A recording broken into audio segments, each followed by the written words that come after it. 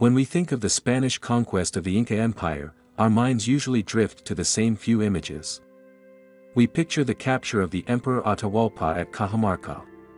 We imagine rooms filled with gold, the clash of steel swords against bronze clubs, and the smallpox that ravaged the population. We tell the story of men fighting men, emperors against conquistadors, armies against cavalries. But there is a darker, much more bitter layer to this history that is often buried in the footnotes. It is a story not just of death, but of a violation so profound it shattered the spiritual and cultural soul of a civilization. It is the story of what happened to the women of the Andes. For the Inca, women were not just child-bearers, they were the other half of the cosmos, holding sacred roles that maintained the balance of the universe.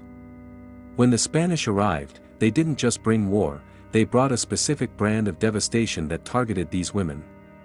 From the sacred virgins of the sun to the empresses themselves, the fate that awaited them was often a lingering, psychological, and spiritual dismantling that many argued was, indeed, worse than death. The desecration of the Aclas, the brides of the sun. To understand the horror of the conquest, you first have to understand what was lost. In the Inca Empire, the most prestigious women were the Aclas, often called the Virgins of the Sun. These were women chosen from childhood for their perfection and beauty. They were taken to the Aclahuasai, or the House of the Chosen Women, where they lived in seclusion, weaving the finest textiles for the emperor and brewing the sacred chicha beer for religious festivals. For the Inca, these women were sacred. They were the earthly representatives of the moon goddess, Mama Quilla. To touch one was a crime punishable by death. They were the spiritual batteries of the empire. When the Spanish entered cities like Cusco, they didn't see holy convents, they saw harems. They looked at the Aclas and saw spoils of war. The Spanish soldiers broke into the Aclahuasai, shattering centuries of religious taboo in a single afternoon. Women who had been raised to believe their bodies were sacred vessels for the gods were violently assaulted by men who viewed them as nothing more than property. This wasn't just physical violence, it was a theological apocalypse.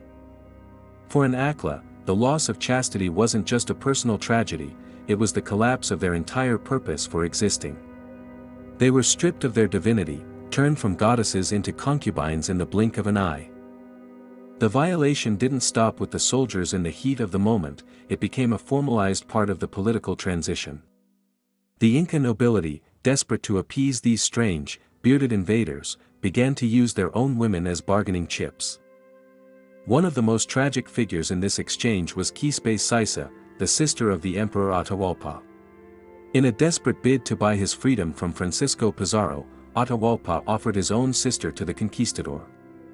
She was baptized, renamed in Escuelas Yupanqui, and given to Pizarro as a wife according to Inca custom, but to Pizarro, she was merely a mistress and a political tool. Imagine the psychological torment of Inés.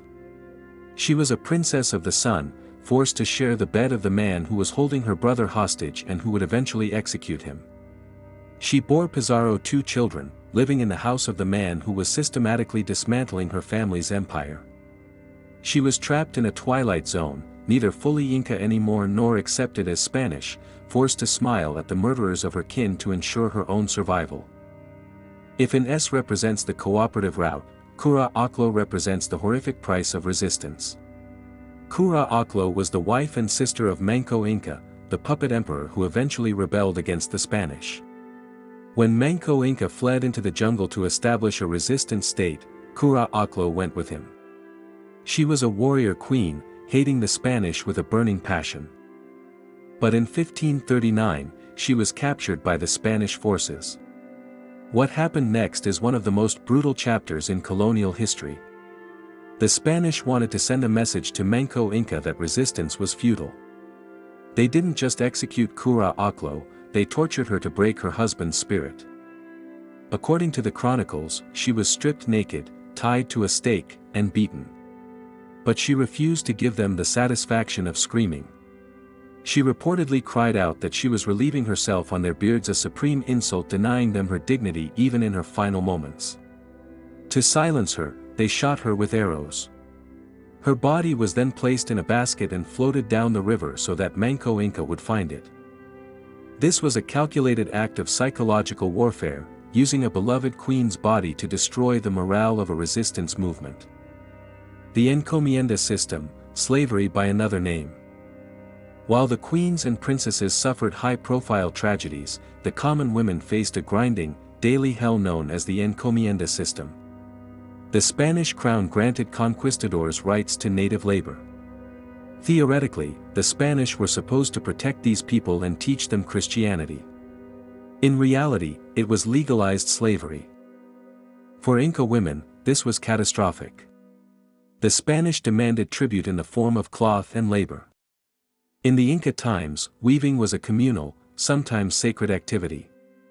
Under the Spanish, it became a sweatshop production line. Women were locked in rooms and forced to weave until their fingers bled to meet impossible quotas. Furthermore, the encomienda often pulled men away to work in the deadly silver mines of Potos. This left the women behind in the villages to do all the agricultural work, raise the children, and still produce tribute for the Spanish lord. The social fabric of the Ayllu, the extended family community, was ripped apart. Women were left vulnerable, overworked, and starving, often forced to trade sexual favors with Spanish overseers just to feed their children. We often forget that Andean society was dualistic. Men had their sphere of influence, and women had theirs. The Koya, or empress, had her own court, her own lands, and her own political power. She was not just the emperor's wife, she was his counterpart. The Spanish conquest obliterated this. Coming from a strictly patriarchal European society, the Spanish could not comprehend independent female power. They stripped the Koyas of their lands and titles, legally reducing them to minors under the guardianship of men. This legal erasure was a form of death. Women who once commanded provinces were suddenly unable to own property or make legal decisions without a husband's permission. The complex, complementary gender roles of the Andes were flattened into a hierarchy where the woman was always at the bottom. The queen became merely a wife, and in that translation, 1,000 years of female political agency vanished. There is a romanticized view of the mestizo population, the mix of Spanish and indigenous blood, as the birth of a new, vibrant culture. And while that is true today, the origin story is one of trauma.